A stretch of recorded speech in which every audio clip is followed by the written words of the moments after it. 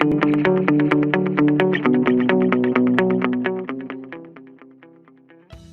students, welcome to another interesting and informative session of the Analyst brought to you by Vajiram and Ravi. In today's session, we will discuss 7 important articles as featured in the Hindu and Indian Express for your comprehensive understanding of the current affairs explained to you in the easiest language possible. The topics are as follows. From your analysis section, which also provide you the much important avenue to practice daily answer writing, in the first topic, we'll try to dwell in depth about the issue of human rights violations in the police custody and we'll try to see what are the suggestive measures which shall be adopted. Then, in the second topic, we'll try to analyze what are the causes behind the low share of northeastern state in India's total exports and what are the steps which the government has taken in this regard. Then from your simplified section, we'll also try to simplify 5 news for you and also provide you the much important value addition keeping in mind the approaching prelims 2026. So, stay tuned. The Supreme Court recently pulled up the Madhya Pradesh government for colluding with the officials and protecting them who allegedly tortured and caused the death of a tribal named Deva, Pardhi, thus bringing again into the forefront of the news the issue of human rights violations which takes place in the police custody into the forefront, which has remained a kind of a very controversial topic and forms an important component of your GS2 paper under the larger theme of government policies and interventions. So what is the context of the news? The Supreme Court, the apex court of the country, castigated not only the MP police but also the Central Bureau of Investigation as they had failed to arrest 2 police officers who were allegedly responsible for the July 2024 custodial death of a 25-year-old Deva Pardhi. And the court said that this failure to comply with its May 15 directions actually amount to aggravated contempt. This power of contempt of court is a constitutional power which has been given to the Supreme Court under Article 129 of the Constitution, where the Supreme Court has the power to punish anyone who is trying to lower its authority. So, any such willful disobedience of the Supreme Court order by any public authority actually amounts to civil contempt. Or let's say, for example, you guys are publishing a newspaper where you heavily criticize any particular order or judgment of the Supreme Court which has the scope of lowering down its authority or, for example, obstructing the administration of the justice. In that particular case, it is actually categorized as the criminal contempt. This classification between civil contempt and criminal contempt has been given in the Contempt of Court Act of 1971. Now, to understand this issue which takes place, the violation of human rights in the custodial death which is taking place, the idea is to understand first the classification between police custody and judicial custody. So, let's say for example, there is an accused and this accused is confined in lockup or remains in the custody of a police officer. So, let's say for example, there was Deva Pardhi, the accused here, and the police actually arrested him on the context of, let's say for example, some allegations which was made against him. In this particular case, the theft allegation was made against Deva Pardhi. So when the policeman has arrested this person, the policeman can actually keep Deva Pardhi for at least 24 hours and do investigation, in which if he finds some certain evidences, some concrete evidences, then he can put the charges against Deva Pardhi. Or to actually complete this investigation, the police can actually demand to keep Deva Pardhi under their custody under Bharatiya Nagrik Suraksha Samhita of 2023 for a maximum period of 15 days, under which the investigation around Deva Pardhi shall be completed. When the accused is under the police custody, the investigating authority can interrogate the accused anytime for the maximum period of 15 days. And during this, the accused also has the right to legal counsel and the accused shall be informed of the grounds of arrest which police have to ensure. Now let's suppose that as an accused, when the police has arrested you, the police is a bit apprehensive. The police is saying that if we allow this accused to use the freedom of movement, which is a fundamental right under Article 19 of the Constitution, there are chances that this particular accused can either flee the country altogether or can actually tamper with the evidences, thus jeopardizing the whole investigation. Or on the other hand, the accused is actually apprehensive of the fearsome torture which can take place in the police custody, which can lead to the violation of his or her human rights. Thus, both the parties can actually approach the court and ask for judicial custody, where the accused is detained under the purview of judicial magistrate and now not lodged in the police lockup, rather in the central or the state prison. Now the officials actually need the permission of the court for questioning the accused, as well as the prison manual here comes into the picture for routine conduct of the arrested person. So keep this in mind that if a person is either in police custody or judicial custody, if any violence is committed to this particular person, that will be considered as the custodial violence. To understand that, let's try to take this issue which took place, the curious case of Deva Pardhi, on the pretext of which the Supreme Court has basically castigated the MP police. So what exactly happened? Basically, there were two sub-inspectors. The name of them were DS Parihar and Zubair Khan respectively. They basically arrested Deva Pardhi on the charges of theft, a tribal person. So on the specific date of July 13, 2024, the police basically stormed the Dev's Haldi ceremony with 30 to 40 personnel. They assaulted the family members as well as detained Dev, also his uncle whose name is Gangaram. And they were actually taken to an older police station where there did not existed any CCTV as well to actually record the incidences which took place. As per various reports, this Deva Pardhi was actually subjected to brutal torture. For example, where he was basically doused with chili powder, salt, petrol, where he was basically scoffed with water as well. He was actually beaten very frequently with ropes. And thus ultimately, after 3 hours of such brutal torture, Dev collapsed and died. So when this case was actually brought into the limelight by various news articles, instead of arresting these accused police officers now, the MP police actually tried to cover up and retaliate. So the FIR related to Deva Pardhi, FIR number 341 specifically, was registered 8 days later from the incidents. Also, it very specifically omitted the murder charges under section 30T of IPC. The medical evidences were manipulated as well.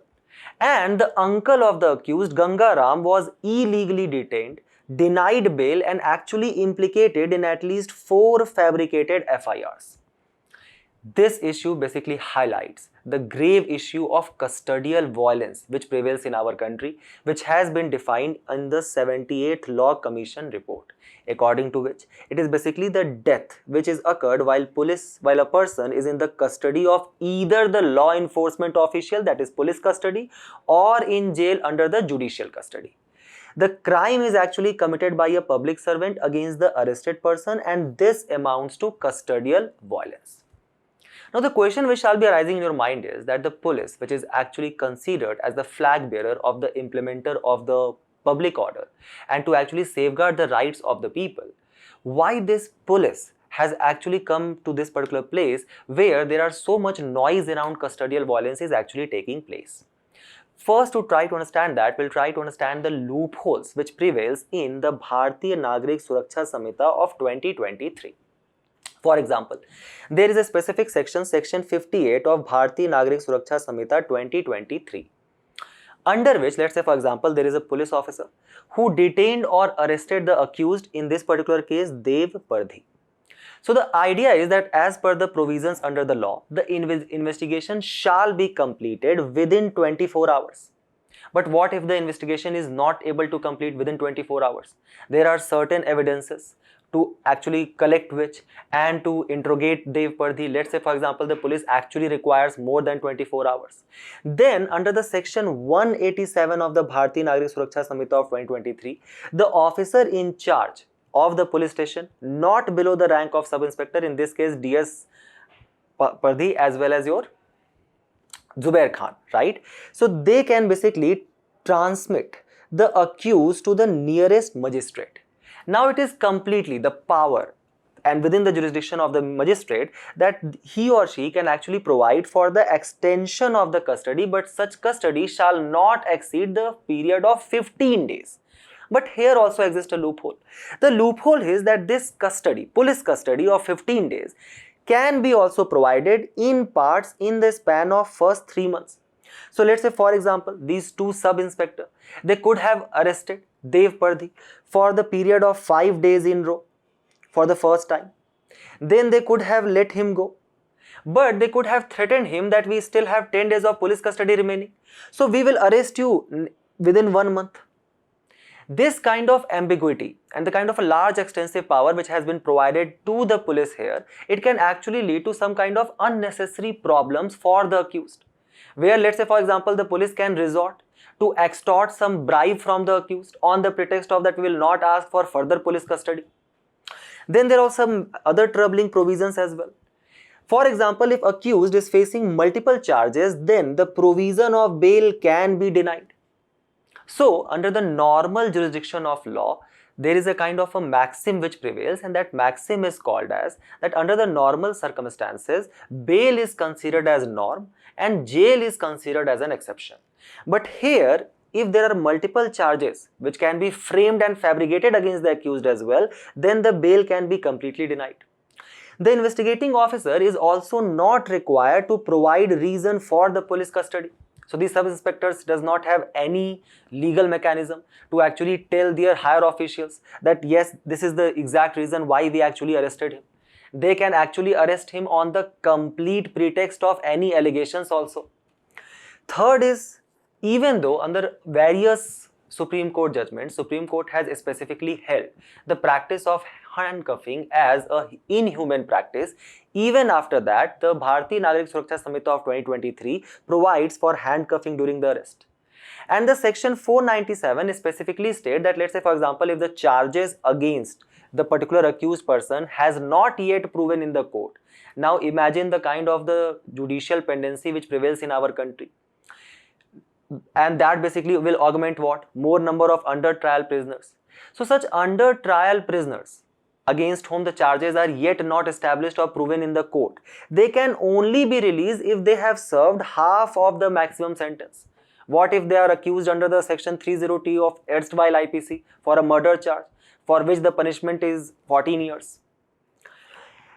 Thus, if you look here, the number of cases registered in the respect of custodial death in the police custody, that has significantly increased and reached to almost 687 between the 3 years itself.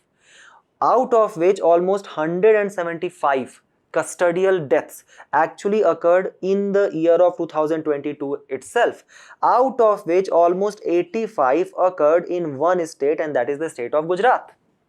So the question is, what are the causes behind such custodial death?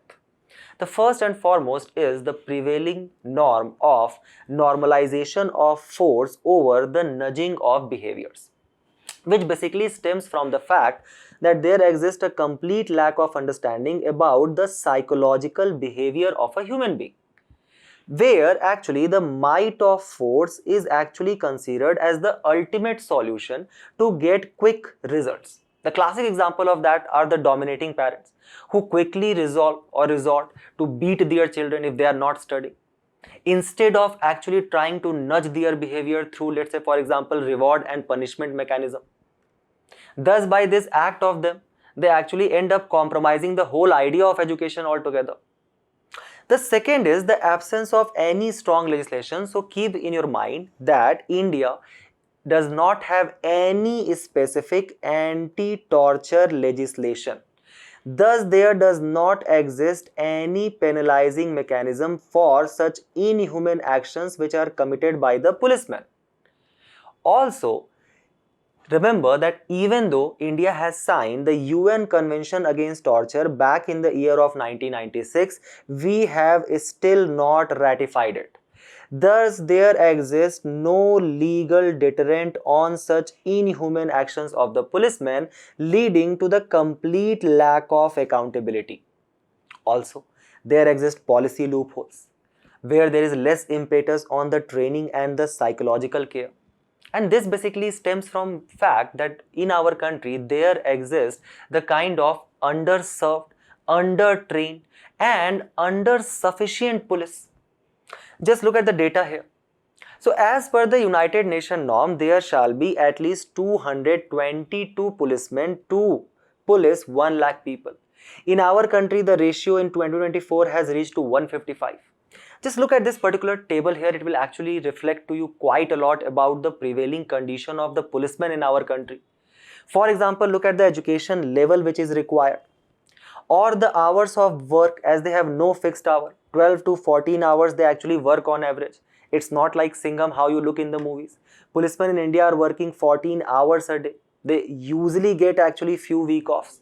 74% of the police station staff and 76% of the officers felt that their working conditions are significantly impacting their health, their mental health also, which can also compromise their rational decision making. On the other hand, they are actually working on such meager salaries. And what is the training which we provide to them? Only at the recruitment. No refresher courses. The promotion is not linked to any kind of specialization at all. Just look at the shortage of IPS officers to actually govern these constables, which also prevails in our country. And that has led to what? The low ratio of policemen, the low joining of actually skilled people, talented people in the police services. And that has basically led to the biggest pile-up of cases as well. So there exists more than 5 lakh shortage of constables, sub-inspectors, darogas in our country. We were talking about the kind of the lack of accountability. Just look at the police officers in India, how rarely they face conviction for the death in the custody. Only 21 officers, note down this data, faced conviction between 2005 and 2010 despite record of almost more than 600 deaths. From the year of 2011, no police officers has yet been convicted, as can be highlighted from the Deva Pardhi case as well. Then there exist infrastructural challenges. So for example, the Bharati Nagarik Suraksha Samhita actually provides that there shall be a pre-medical checkup which shall be done of an accused if the accused is being submitted into either police custody or judicial custody, to actually know that if they have some pre-existing medical condition, and thus they shall be treated accordingly as well. What if Deva Pardhi was, let's say for example, suffering from anxiety or depression that could have led to, let's say for example, heart failure in the case of such extreme brutal torture. This is exactly what is reflected here as well as per the National Crime Record Bureau's data. Look at the reason assigned for death of person in the police custody. Death, natural death is 403. Suicide committed by 295 people. 56 people died because they were escaping from custody. Injuries sustained during the police custody, 33 deaths. Injuries sustained prior to police custody or assaulted by other criminal. The idea is that do we have sufficient health infrastructure, good number of doctors, nurses to perform these pre-medical checkups? That too, let's say for example, specifically in the jails. In this context, try to recall the last lecture which we took, where we talked about the poor condition of health infrastructure in our country.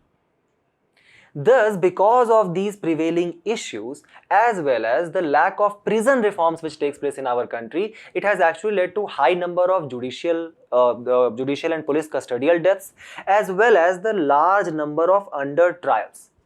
So for example, when we are talking about the prison reform, the idea was actually first propagated by the Macaulay's Minute of 1835. Then 3 years down the line, there was a particular committee which was created called as Prison Discipline Committee, where a group of learned men at that point of time actually kind of met, and they discussed for hours about do these prisoners, do these, even the accused people whose crime is yet not proven, do these people even require humanitarian needs? And thus ultimately the idea was discarded altogether. Then the Jail Management Committee 1864 for the first time actually said that I think we should provide them a little bit of bedding and medical care.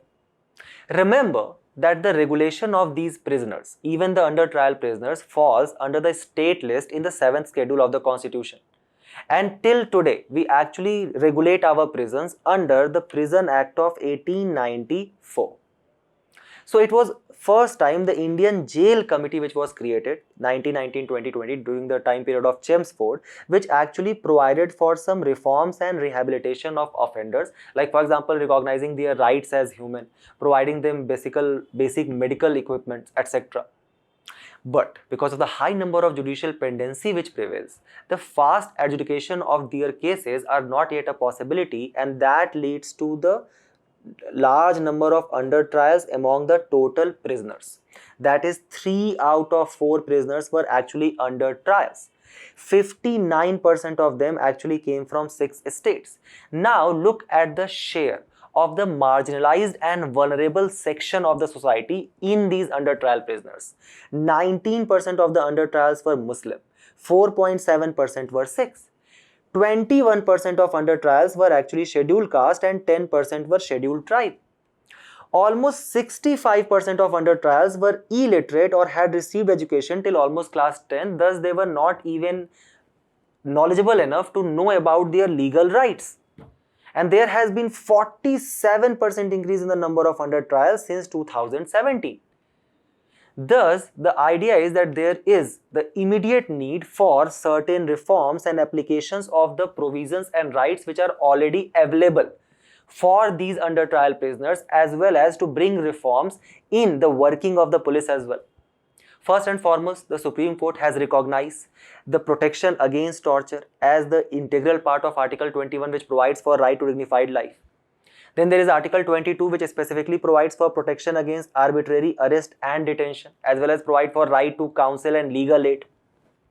Then in your Prem Shankar Shukla versus Delhi administration, the Supreme Court specifically held that forget about thrashing or beating a person with ropes, even handcuffing shall be considered inhumane and shall be only applied in the extreme cases.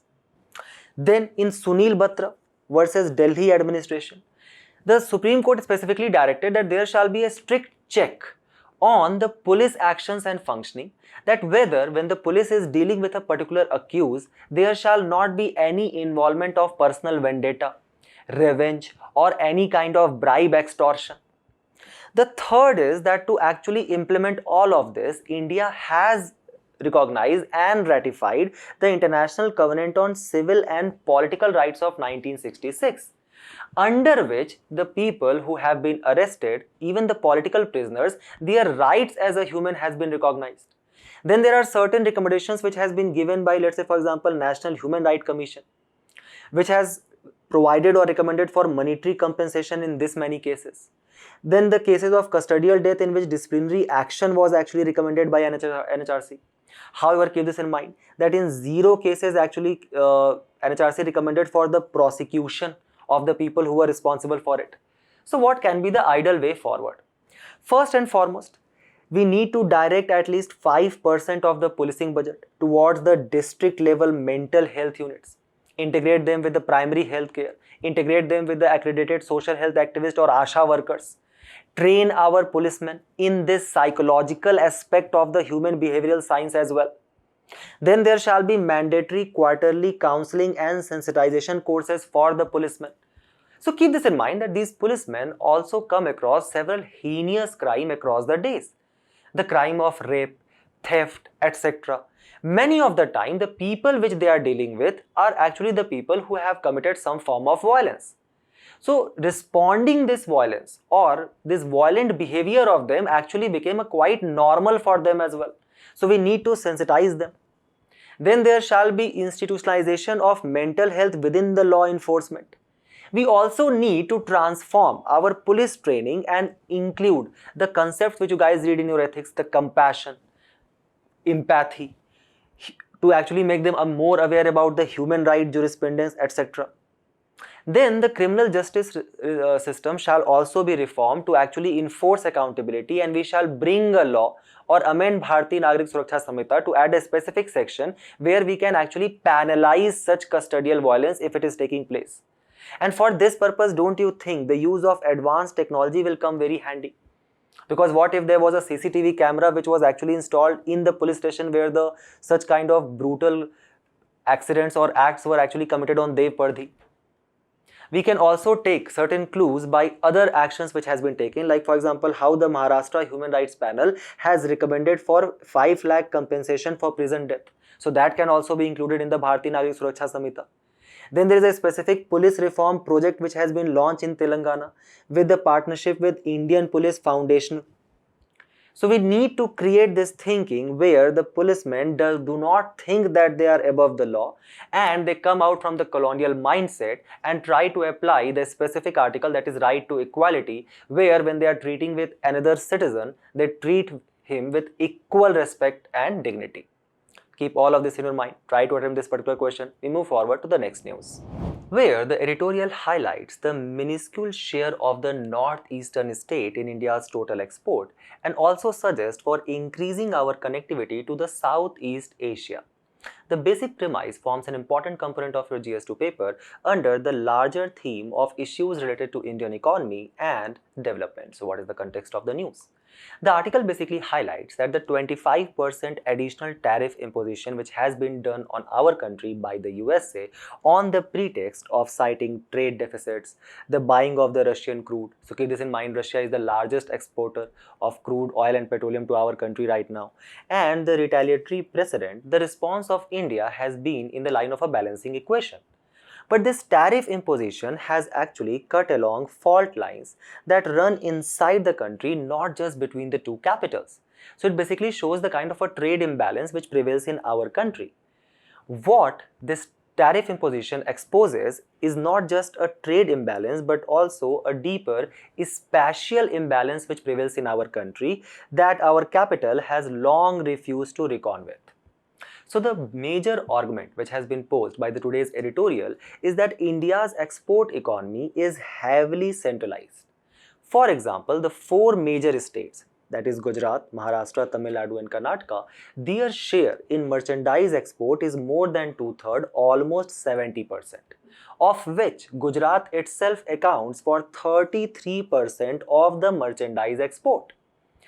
If we compare the share of these four large states to the three most populous states being UP, MP and Bihar, their share is only 5% of the total exports. So now let's try to read this in different way. If there are these three populous states, we can also say that these three states have the most number of demographic dividend. Thus, these three states also have high production capacity. But if their share in total export is so abysmal, so low, that basically translates that these states are not creating products which are catering the demand of the world. The point is that if their share in the total export is so low, can we predict that their total manufacturing capacity is also less than these four states? At the same time, they have large population. So their gross state domestic product is low while the population is very high. That basically translates to low per capita GDP of these states. And thus, we can also assume that there would be taking place high outward migration from these states because it will not be creating that much of employment specifically for the skilled labor. Similarly, the 8 northeastern states who share an international boundary of 5,400 km, their share in our total country's export is meager 0.13%. First and foremost, why the article actually kind of augments that there is a huge importance of these 8 northeastern states in our total export projection which we have set for ourselves. So the question is, how important are northeastern states for India's export? So first and foremost, under the Foreign Trade Policy 2023, the Ministry of Commerce and Industry has actually envisaged certain ambitious targets to be achieved by the year of 2030 on the line of the great results which we have seen in the last decade. So for example, India's export growth in USD billion almost increased 67%, reaching 778 billion in the fiscal year of 2024.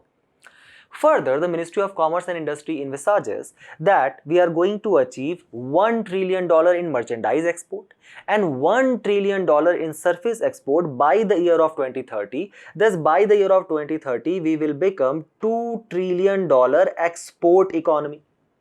Further, the ministry envisages to increase our share in the global merchandise trade to 3% by 2027, 2 years down the line, and 4 to 5% by 2030. Keep this in mind that currently in the fiscal year of 2024, it is 1.8% in merchandise and 4.4% in the service sector. Then we also want to become a global hub in the sunrise sector, where we want to achieve $300 billion of electronic production by the year of 2025-6. We also want to become global leading exporter of green hydrogen, solar modules as well as electric vehicles. Also, the MSMEs who contribute almost 40% to our total export, we want to further integrate them into the global value chain and thus to transform the idea of Make in India to Make for World. At the same time, we are also trying to diversify our export, moving away from the traditional markets. Traditional markets like, for example, look at North America or USA, which is currently imposing tariff on our products. Thus, our products are becoming uncompetitive in the market of USA. Or our great share in the North America and European Union.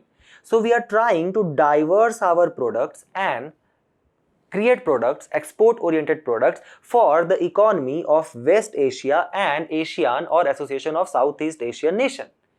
In this context, the role of northeastern states becomes of paramount importance because there exists the untapped potential of northeastern state, where these northeastern states actually act as a strategic gateway to the Southeast Asian nations. Like for example, More border in Manipur and Zokhatwar border in the region of Mizoram. At the same time, these northeastern states are agriculture export powerhouses. For example, they produce 70% of the ginger in the country. Assam is the largest tea producing state.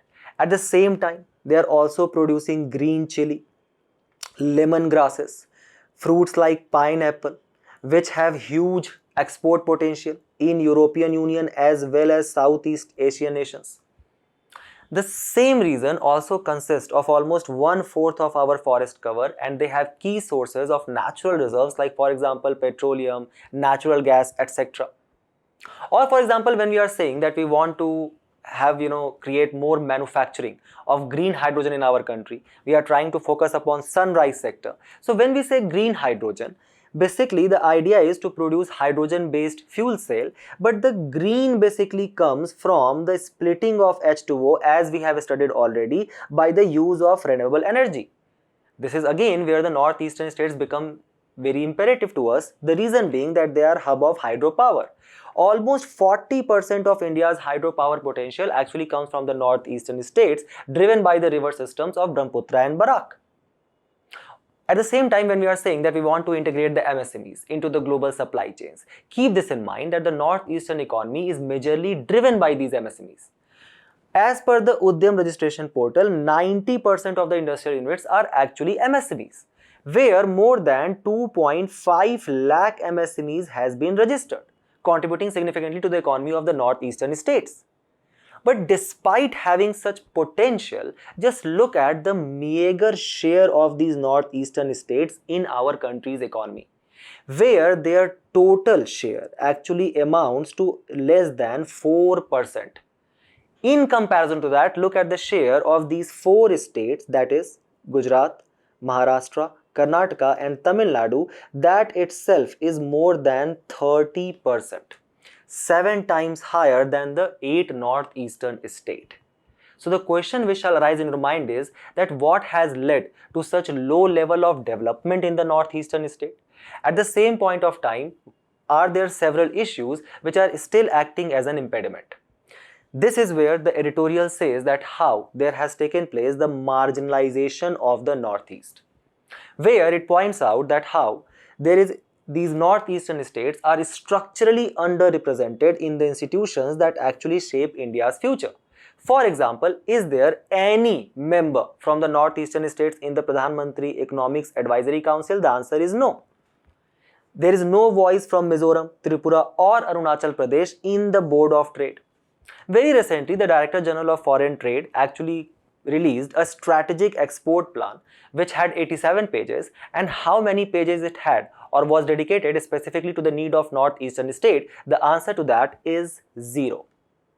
In today's editorial, you will also find specifically some issues which has been mentioned related to the tea sector, where it said that how the northeastern states accounts for more than 50% of the tea output in the country, but none of them features in the high value packaging or branding. So basically, we have been unable to create enough infrastructure in the northeastern state to actually create a sound food processing sector.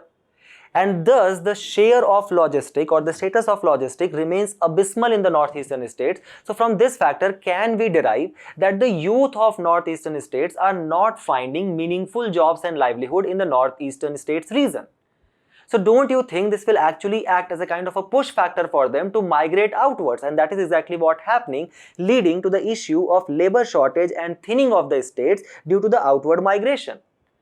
So when you do not have labor, when the states are now basically kind of either being sold to large industrialists or being sold for, let's say for example, exploration of some natural reserve. So in this particular case, the states which are basically indulging in the plantation crops, they are now indulging into cost cutting, specifically in the upper Assam belts and Duars. And this tariff imposition will further impact them and it will push the margins below the viability, leading to the large scale job layoffs.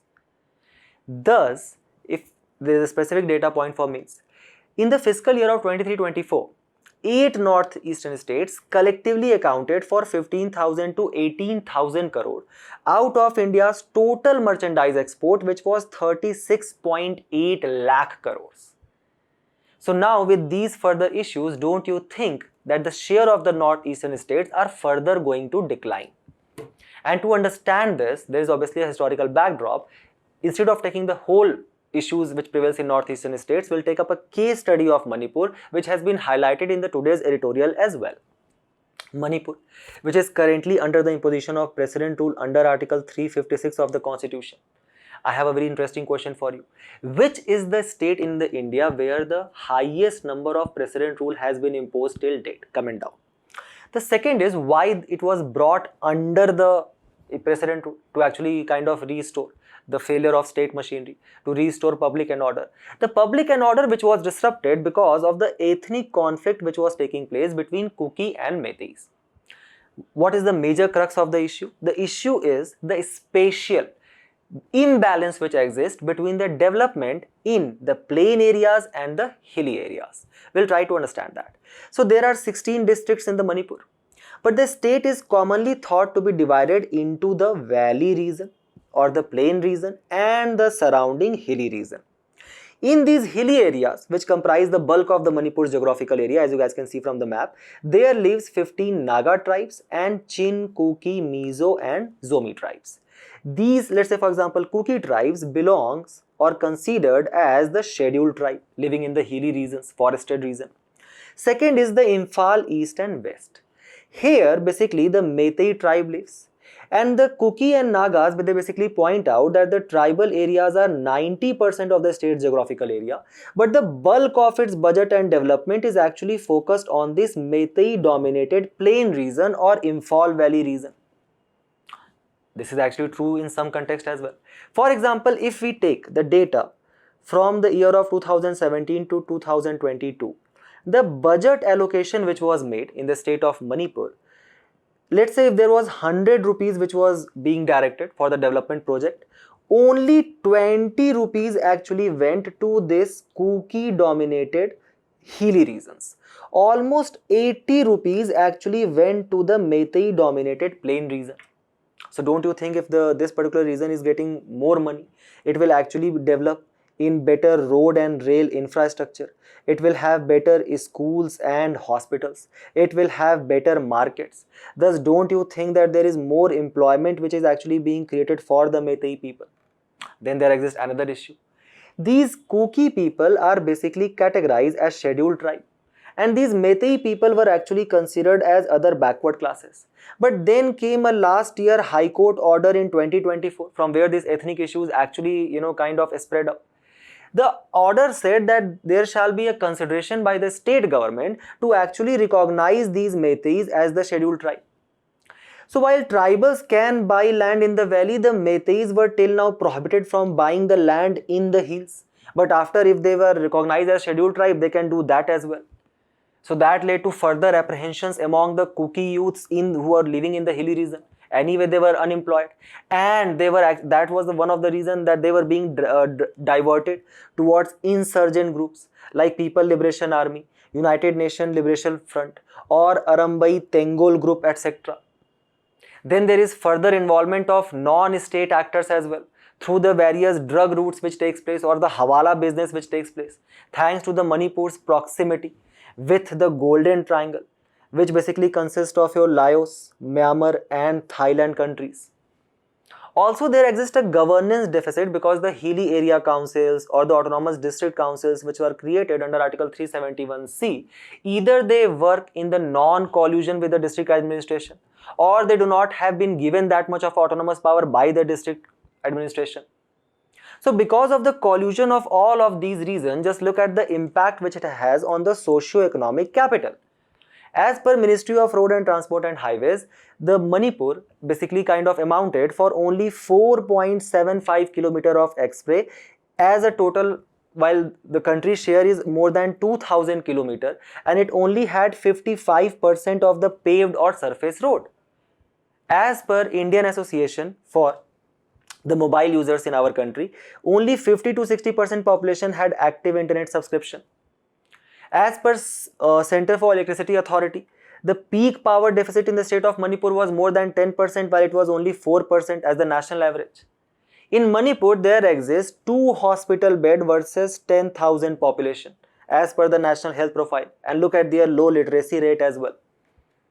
So, the ethnic issues, let's say for example the conflict which is prevailing there, the role of insurgent groups, the bad topography of such northeastern states, for example the undiluted plains which exist, also which is being impacted by extreme weather events, frequent landslides, cloud bursts, flash floods which are taking place.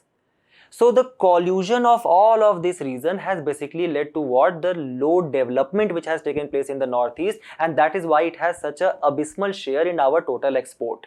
But the government has taken the cognizance of it and has brought certain innovative steps. First and foremost, the government has kind of signed various peace agreements with various insurgent groups to actually ensure peace and tranquility in the region.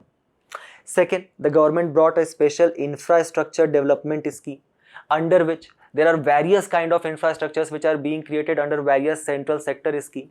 Like for example, the roads are being created under the Gram Sadak Yojana. Tapped water is being provided under Jal Jeevan Mission.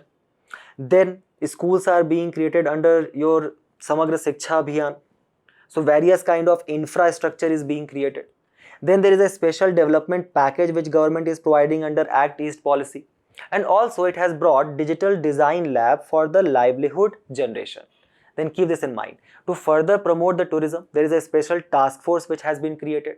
And to boost the startup, there exists a Northeast Venture Capital Fund, where the startups are being promoted in the Northeast region, specifically in the field of pharmaceuticals, creation of solar photovoltaic modules, all of that. And there is Prime Minister Development Initiative for the Northeast region as well, called as PM Divine, which is a central sector scheme being implemented by a very specific ministry, that is Ministry of Development of Northeast region, with an outlay of more than 6,600 crore, but it is outdated. Now the outlay is more than 8,500 crore rupees. The article also highlights that how to further increase the potential of export in the Northeast region, it is very important to create connectivity first and foremost from the mainland India to the Northeast, and then from the Northeast to the further Southeast Asian nation. The Southeast Asian nation, which forms an important component of India's Act East policy, which is a more ambitious version of the Look East policy of 1991, based upon 4 integral C's, and that is culture, commerce, connectivity and capacity building. The idea is that India's strong maritime presence in the Bay of Bengal will actually help these countries to, and it will also enhance India's role as a net security provider in the Indo-Pacific. Keep this in mind that these Asian nations accounts for 11% of India's global trade. However, India occurs a trade deficit of $40 billion with these countries, while China is the largest trading partner of Asia. Thus, taking the cognizance of it and calling Northeast to be the gateway for trade with Southeast, India has brought various steps to boost the regional connectivity. For example, Dimapur-Zuzba rail project in Nagaland, Asian Highway 1, Assam to More via Kohima in Imphal, Agartala-Akhora railway project between India and Bangladesh, Kaladan multimodal transit project between India and Myanmar, trilateral highway project between India, Myanmar and Thailand. So all of these specific steps has been taken by India, and that will become your way forward in this particular answer. We move forward to the next news, where, as we were discussing about the spatial imbalances which exist, we are now going to discuss about the regional imbalances which exist even to have air condition in your houses. There is a very interesting article which has appeared in the Hindu today. What is the context of it?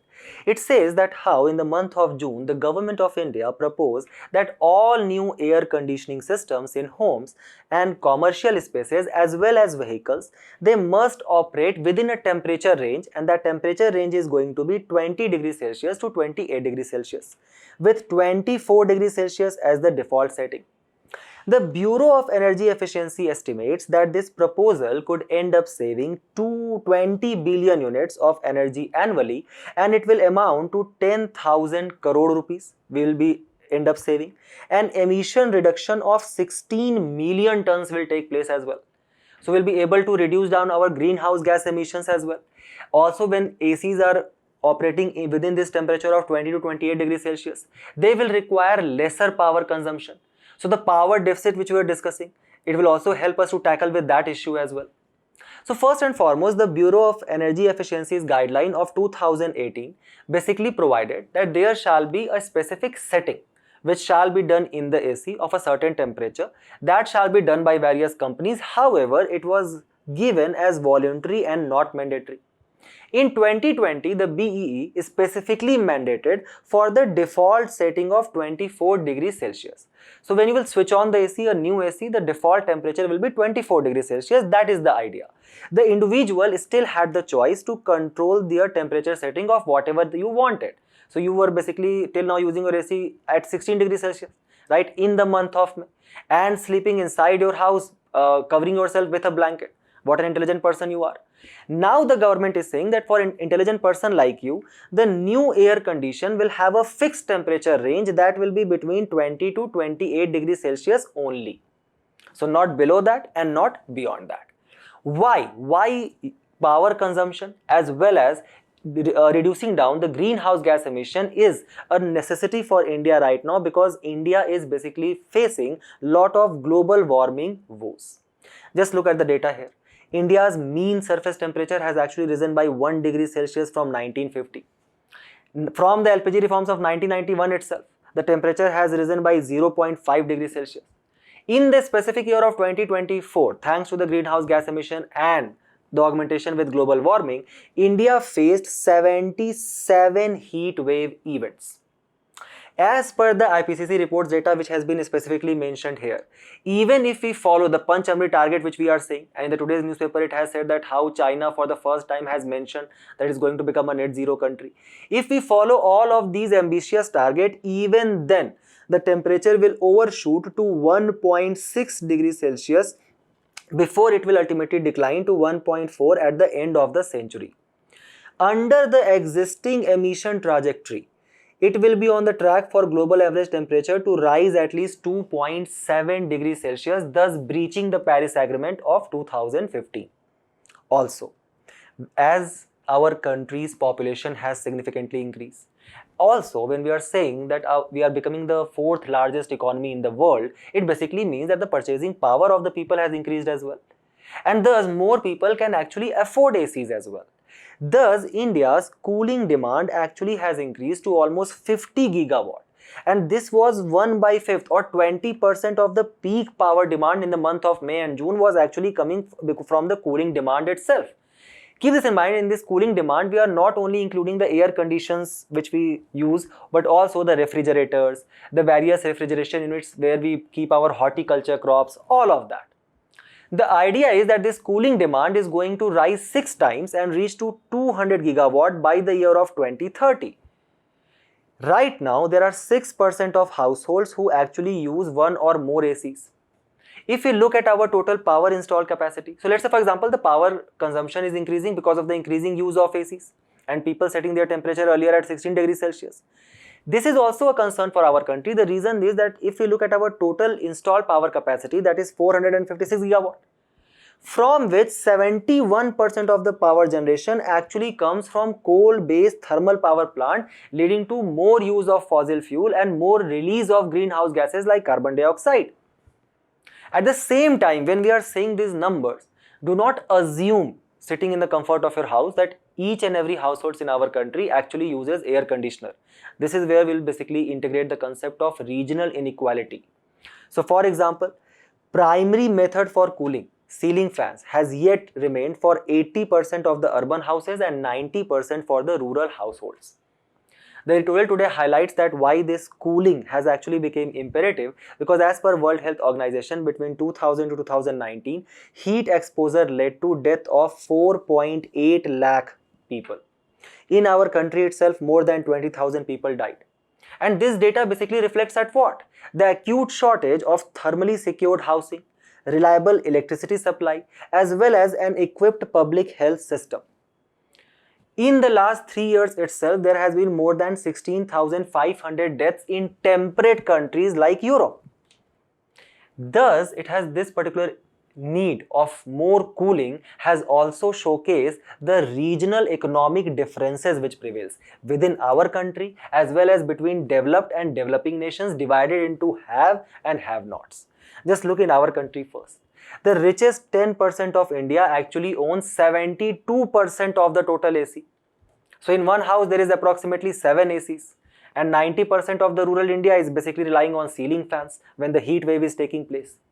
Only 1% rural households actually owns an AC.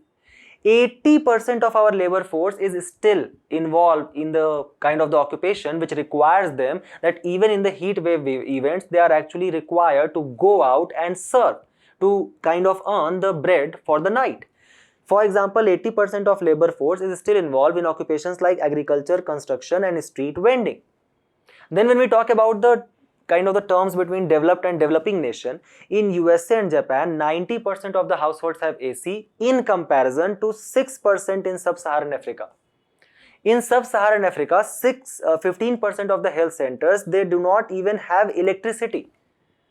So yes, the use of AC in our country has significantly increased, and the number of household has also significantly increased, reaching to around 203 million. That will be approximately 20 crore people. But what about the rest 120 crore people in our country? How they will deal with this issue of heat wave? Thus, these developing nations, sub-Saharan African nations, small island nations, they basically demanded for financial incentives from these have countries. They said, okay, we are going to adopt greener technologies, we'll try to reduce our energy consumption demand, but help us. The rationale was that, let's say for example, if we try to incorporate or create, let's say for example, energy from thermal power plants, so that will basically dent our fiscal health. How will support the people who are poor, who require health insurance? Then this finance is a critical component to actually accelerate the adoption of cleaner technologies, because you guys are using 90% of ACs, we don't even have that. You are releasing greenhouse gases, we are paying for that. You are telling us to adopt cleaner technologies, that is more expensive. Pay us some money. When you are offering us debt instrument, it is nothing but the debt traps on which we are basically indulged for years and years. So UNCTAD calculated that these countries, they will require at least the financing of 5.8 to 13.6 trillion dollars. And this financial incentive which is being provided by the developed nation has been under the making since a process. The Article 11 of the UNFCCC itself provides for financial mechanism under Global Environment Facility. Article 11 of Kyoto Protocol established the adaptation fund for these countries to tackle with the issue of climate change. For the first time in the Cancun summit, the Standing Committee on Finance actually provided the idea that these developing nations shall be provided $100 billion annually, which led to the creation of Loss and Damage Fund in the Warsaw Mechanism. The Article 9 of the Paris Agreement specifically says that if these countries are going to curb down their energy requirement and adopt more greener technologies, the developed nation shall give at least $100 billion. However, on the calculation of UNCTAD, these developing countries in COP29, so now COP30 is going to take place. These developing nations, they demanded for $1.3 trillion per year by 2035 to meet the target of Paris Agreement. The developed nations only gave them $300 billion. The developed nations, which basically amount for 82% of the carbon emission in the world. At the same time, countries like USA, who are responsible to pay to these developing nations, they have withdrawn from the Paris Climate Agreement. Right? Hypocrisy ki bhi. So the point is that what are the steps which our country has taken in this regard then? First and foremost, the impetus which we have on the solar energy. For example, for which purpose we have brought Pradhan Mantri Kusum and Surya Ghar Muft Bijli Yojana. Then further to advance green energy production, we have brought National Green Hydrogen Mission to produce 5 million metric ton of green hydrogen by the year of 2030 itself. We are reducing down our fossil fuel consumption by blending ethanol with petrol. So that is the E20 target which we have already achieved, and we have also joined Global Biofuel Alliance. Recently, there was also a proposal to mix a certain kind of biofuel into diesel. Can anybody name that in the comment box? So the idea is also we are creating waste to wealth plants under Gobardhan scheme. And to further install at least 50% of our installed capacity is going to be renewable energy by the year of 2030, and that is the updated Panchamrit target which we have set for ourselves. To further actually reduce down the use of AC, to reduce down the power consumption, the idea is to use or create such high performance building, to do further urban afforestation, to decrease the heat island effect by creating more blue and green spaces. Keep all of this in your mind. We move forward to the next news, where a news article has appeared talking about the classification of urban areas in our country. Let's try to first understand that. So, the Registrar General of India and the Censor Commissioner has actually written a letter to the state's Directorate of Census Operation, stating that it is proposed to retain the same definition for the urban areas which was taken place back in the census 2011, even in the census 2027 as well. So 16 years down the line, the definition of urban areas will not be revised. Why? Because this will ensure comparatively with the previous census and provide the basis for the analysis of urbanization trends in our country. The urbanization, which is a very important component if you want to become the 30 trillion economy by the year of 2047. Because as per the United Nations World Population Report, by the year of 2050, 50% or 800 million people in the world will be living in the urban areas. As per the estimate, 4.7 billion people already live in the urban areas. In our country, there exist 15 major urban hubs like for example Delhi, Kolkata, Chennai, etc., who contributes to almost 1/3 of our GDP. By the year of 2050, 50% of the city's population growth will actually come from 9 major countries, and the highest growth will be witnessed in our country, India. So, when the urbanization is so important, what is the definition of urban areas as per census 2011? Let's try to assess that. So, as per census 2011 definition, it divides the urban areas into 2 regions. Keep this in mind. The first is statutory towns. These are those towns which are formally notified as urban areas by the state government, and thus here under the 74th Constitutional Amendment Act of 1992, there would be creation of municipality, corporation, cantonment board or notified town area committee for the administration of this urban area. The second are census town. These are those towns which are not officially notified as urban area by the state government. Rather, they have certain characteristics, like for example, they have more than 5,000 population. 75% of the male working population is in non-agricultural activity, so the hint of patriarchy even in the administration. Then the population density is more than 400 km square, 400 people per kilometer square. This area, as per the today's article, keep this in mind, remain administratively rural but function like urban areas. So if we look at 2011 data, census data, there were 4,041 statutory towns and 3,894 census towns.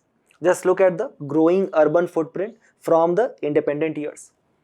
The article today suggests that the urban local bodies like municipality, cantonment board, etc., they are more autonomous in their function and they have more freedom on the financial resources in comparison to the Panchayati Raj institutions, whose major idea or working is to implement the centrally designed welfare schemes like for example MNREGA, and that is a good issue or a kind of a good argument as well.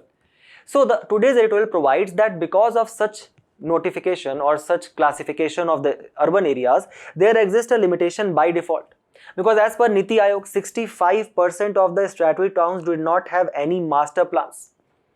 The current definition, it basically ignores the rapid development which has already taken place in census or peri-urban towns. So for example, let's say there is a particular town in the larger capital territory of Delhi, and this town has got more population, more than 10,000 population, or for example has got more than 80% of the people who are working in the non-agricultural activities. But if it is yet not notified under the statutory towns, then there does not exist a particular municipality to take care of it. It is still functioning as a rural area. Because it is not being governed by municipal corporation, there exist gaps in planning, services as well as resource allocation. The classic example of which is that in 2001, there were such 251 census towns which were identified, and they remain under the rural governance for almost a decade. At the same time, the rapid migration which has taken place, the density threshold has obviously been breached in various such municipalities. For example, as per the today's article, if we consider the kind of the density which is prevailing in the cities right now, the estimated urban population is further going to shot up to 35 to 57% maybe of the total population against the 31% as per census 2011. Then let's say for example there is a person who is living in a rural area.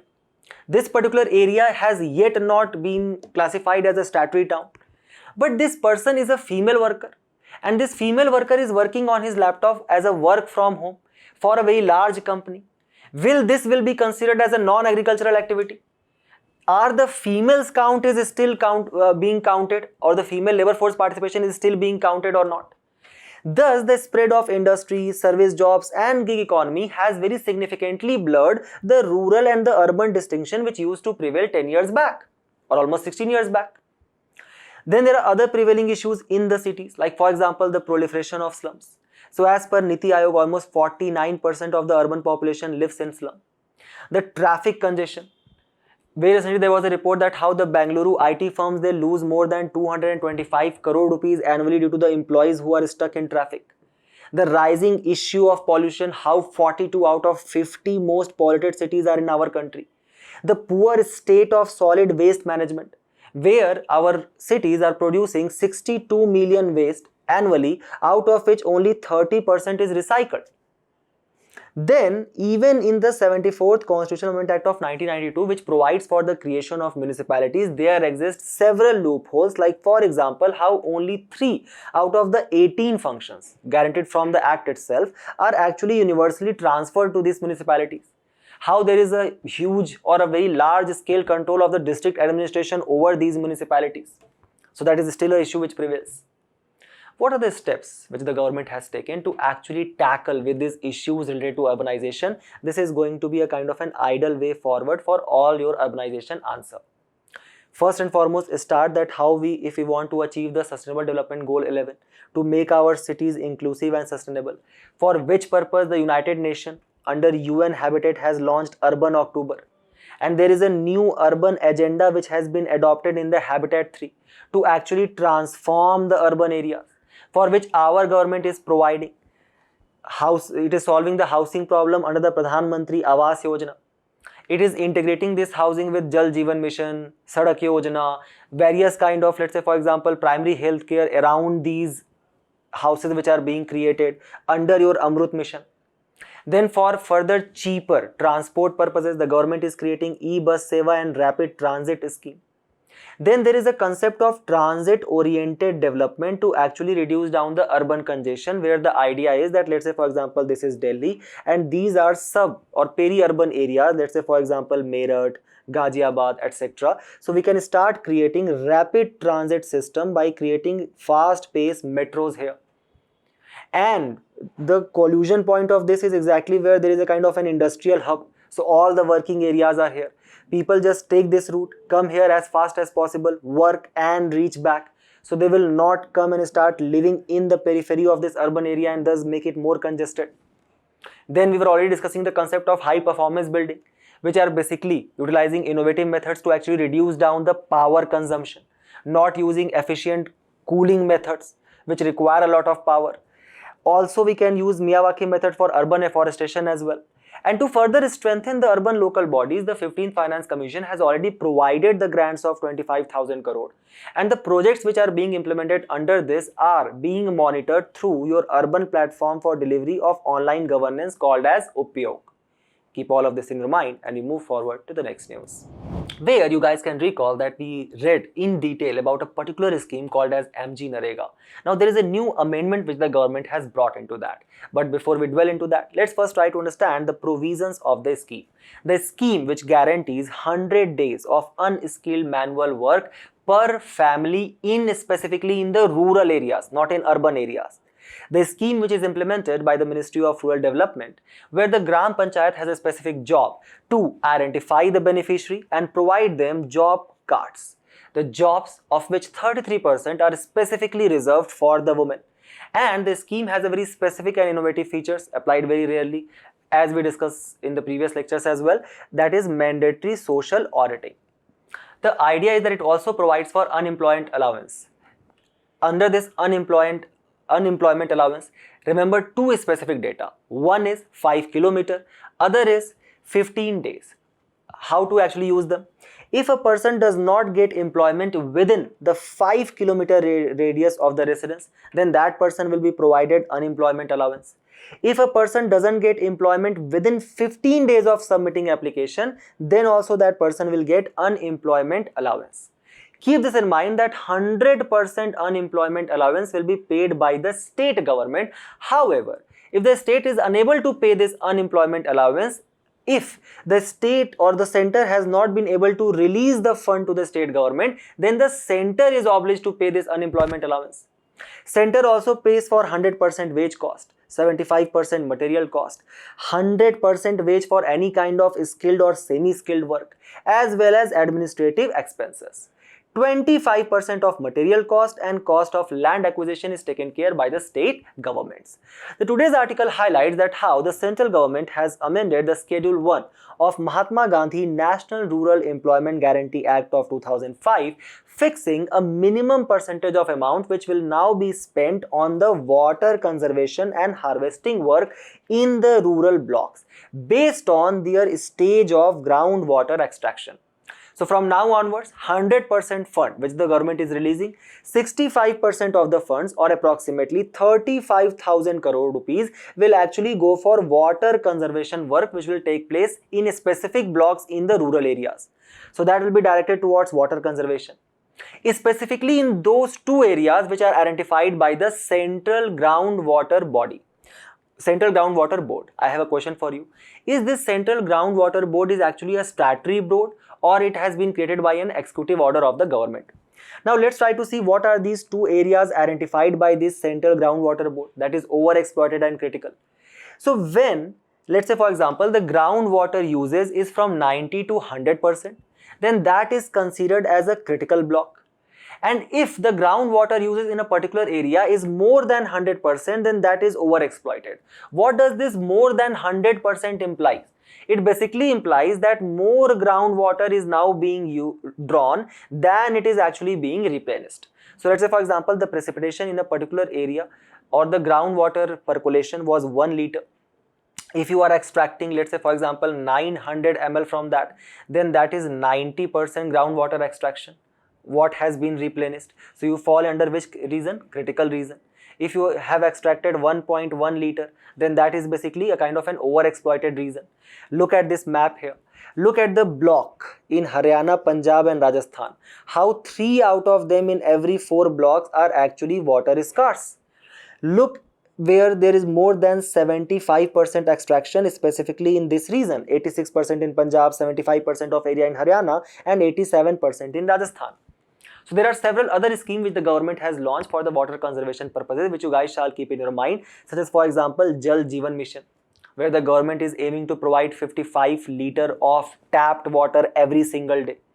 Then there is Pradhan Mantri Krishi Sinchai Yojana, under which the government is basically promoting various kind of water conservation practices when the farmers are doing irrigation, like for example per drop more crop practice, or for example rainwater harvesting practices.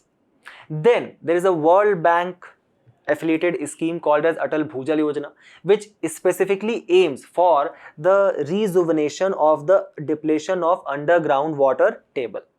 Also, the government has launched Mission Amrit Sarovar, under which there are 75 districts in a particular state which the government is taking, and the government is trying to create water bodies or blue spaces in those particular regions. Also, to bring behavioral changes where we actually adopt more water conservation practices in our daily life, the government has brought Life Mission as well.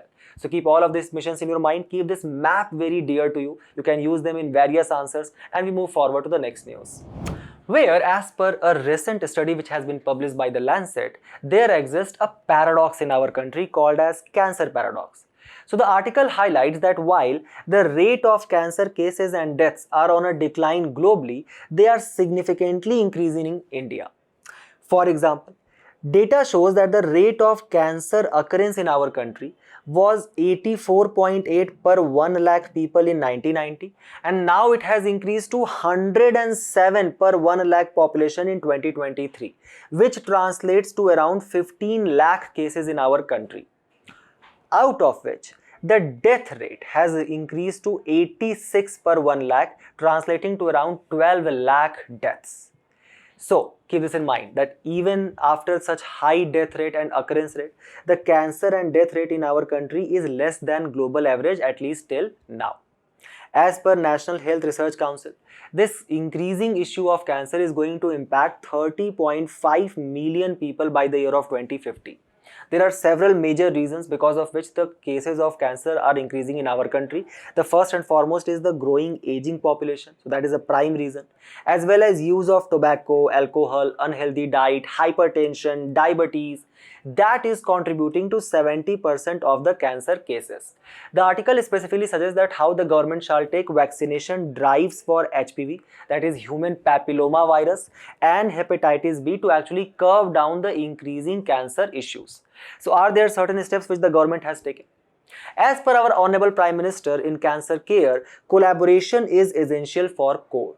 So an integrated approach encompassing prevention, screening, diagnosis and treatment is essential to reduce the burden of cancer, for which purpose the government has brought National Cancer Registry Program under the Indian Council of Medical Research. Then there is a daycare cancer center which is being created in all districts in a mission mode. So from 2025 to 2027, the government is trying to create daycare cancer center in all districts, and at least 200 of them will be created by this year itself. Then the government has also kind of exempted several 36 life-saving drugs and medicine for treating cancer from the basic custom duty. Also remember that such cancer treatment which forms tertiary care is covered under the 5 lakh per year insurance scheme, that is Ayushman Bharat. And then there also exists a cancer patient fund under the Rashtriya Arogya Nidhi. So the government is trying to reduce the treatment cost, provide concessional duties and create cancer care initiatives to also reduce down your out-of-pocket expenditure. Keep all of these things in your mind and we move forward to the last news of the day, where we are going to read about a new missile which was actually tested by DRDO recently. So, in the early hours of Thursday, the DRDO test fired the Agni P missile from a rail-based mobile launcher. And thus, our Honorable Defense Minister actually congratulated the DRDO and Strategic Forces Command for the test, because of the test, we have basically joined a very exclusive list of the countries. So till now, only Russia, US, China and possibly North Korea had the capability of launching a long-range ballistic missile from a rail-based platform. So what are the certain facts which you guys should remember for prelims examination for Agni Prime or Agni P missile? That it is an intercontinental range ballistic missile which borrows propulsion and navigation technologies from Agni 4 and Agni 5. It works upon two-stage solid fuel propelled missile. The operational range is approximately 1000 to 2000 km. So just for your understanding purpose only, I am telling you this, that Lahore is approximately 418 km from New Delhi and Kandahar is 1130 km from New Delhi, just for your understanding purpose. Okay. Also remember that Agni Prime missile is capable of carrying nuclear warheads. This is kind of a you can say the younger brother of Agni 5. Agni 5 is another intercontinental ballistic missile which we have, and it has the longest range if we talk about it, because the range goes up to 5,800 km. So it can we can hit directly to Russia as well as China. Just look at the other ranges of all the Agni missiles which we have launched, and it can carry a warhead of approximately 1500 kg. How a ballistic missile works. So this is the first stage. The first stage where the shroud basically gets jettisoned.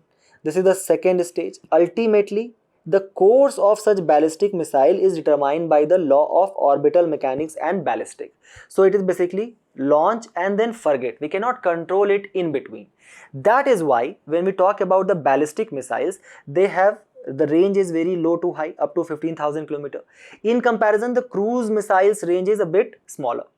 Then we talk about the altitude. It can go very high, but that's why it is very easily detectable as well, because it has only one path.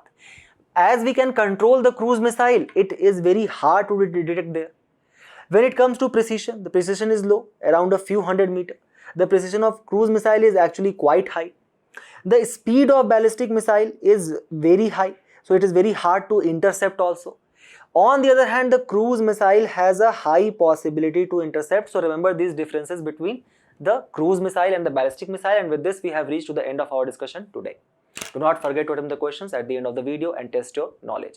We will meet in a very interesting discussion very soon. Till then, all the very best for your preparation, and thank you.